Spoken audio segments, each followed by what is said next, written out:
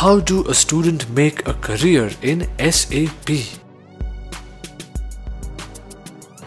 SAP is an excellent career to pursue. Today, what has happened is world over SAP is accepted as business information system by 2/3 of the businesses, and that's where there is a continuous need to have IT people to support that SAP software, to enhance it, to manage it, etc. And as we all know, India is the IT superpower now. Lot of world IT work gets done in India, and hence lot of SAP work of the world also get outsourced to India, and that's why Indian IT talent has considerably high amount of opportunities in SAP sphere, and that will continue in my view at least for 10 years, if not more, and I think it may be even more. But the reason I'm saying 10 years is that after 10 years I expect Far East countries like China, Philippines or Malaysia starting to compete with India. So 10 years India is virtually in monopolistic condition. Thereafter the demand will remain, but there may be other cost-effective suppliers also coming into play. That's what is, that's why I am limiting to 10 years right now. But it's a very rewarding career. Today the kind of demand that SAP professionals have vis-a-vis the supply of SAP professionals, there is a big gap. The demand far exceeds supply, and hence if someone is a good SAP professional, the upside for him in his career is really huge, and that's why I would strongly advise the students to look at it very aggressively. Now SAP from career point of view has 2 or 3 streams. One stream is a functional stream where people from various functions, say financial accounting, HR, project management, equipment management, material management, procurement, subcontracting.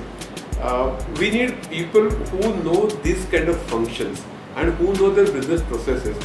So they are the people who will understand the business processes of the organization and map them into SAP. These are the category of people who are first understanding the business processes, and then backend who know how to map them. That's called SAP functional resource. Second is SAP technical resource called ABAP programming. SAP programming language is ABAP. So whatever functional resources map business process requirement into SAP, some of the requirements are made in standard SAP which they configure.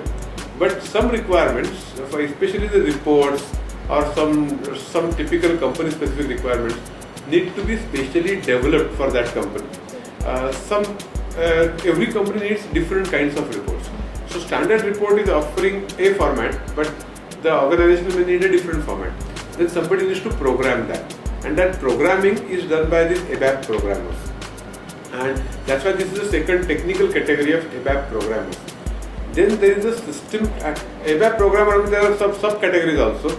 Now there is a concept called NetWeaver architecture, which has come up in SAP, and that NetWeaver programming is another area which is quite. NetWeaver is a kind of, you can say, middle tier software, which throws open a lot of opportunities for